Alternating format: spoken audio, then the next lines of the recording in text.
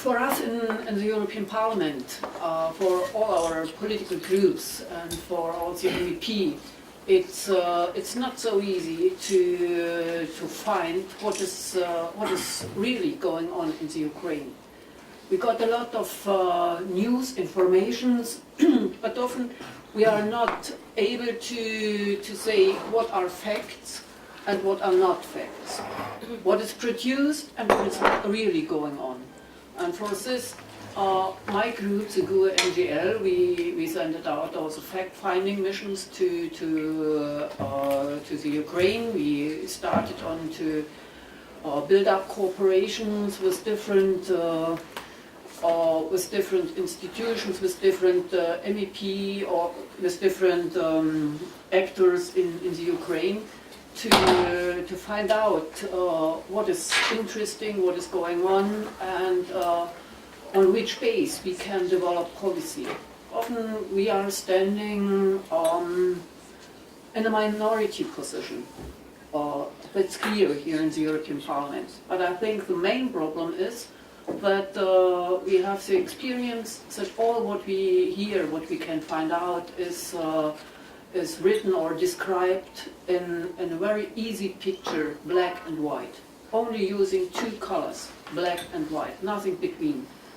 And for this it's interesting to have contacts, to get information from different positions. 1 year ago, resolution by this parliament on Ukraine focused on the reforms which were and are still necessary to establish a real democracy there. At that time, the parliament discussed whether Russia continues to be a strategic partner for the European Union.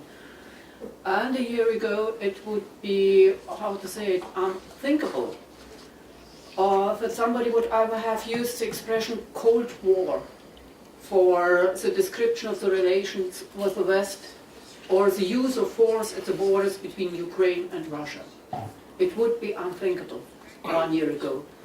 Today, we are faced with the most dangerous political and military escalation between the West and Russia for decades. Commenting on the Russian demonstration of military power by passing through the English Channel, somebody joked on Facebook that there was no other place for the Russian Marines as the Black Sea is overcrowded with NATO forces. Not only the escalation of political controversies, but a human mistake by a military commander could easily lead to a disaster. That is the situation now. And even, also nuclear war. The German satirical political magazine showed the statement of President Obama during his press conference at the G20 summit. There he pointed out that the international community has to be, and I will quote now, very firm on the need to uphold core international principles, and one of those principles is you don't invade other countries or finance proxies and support them in ways that break up the country that has mechanisms for democratic elections.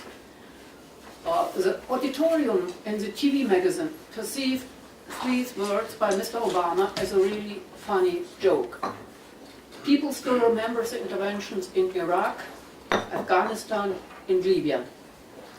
Mr. Obama's statement is a very good example for the wrong perception of the international developments in the West. Hiding the unscrupulous defensive of his own geopolitical aims behind words about human rights and support of democracy, but blaming others for doing the same.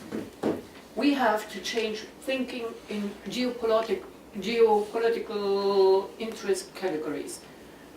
It's time that the global community understands that you can defend your legitimate interest only when you take into account the interest of the other players. Not only the big, but also the small. Not only the rich, but also the poor players. In parallel, we witness an additional dangerous development.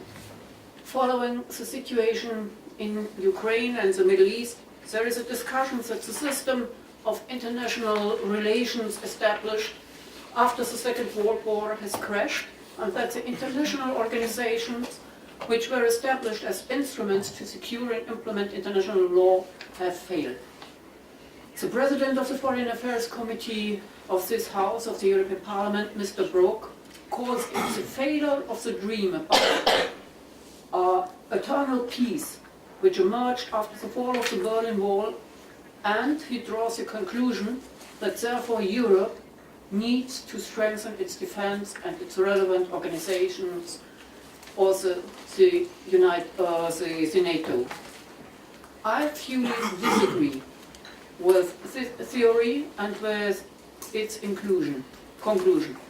There is no military way to guarantee our security, and sanctions have proven to be counterproductive to solve international disputes. This became obvious in the case of Iran, and it's obvious also in the case of Russia.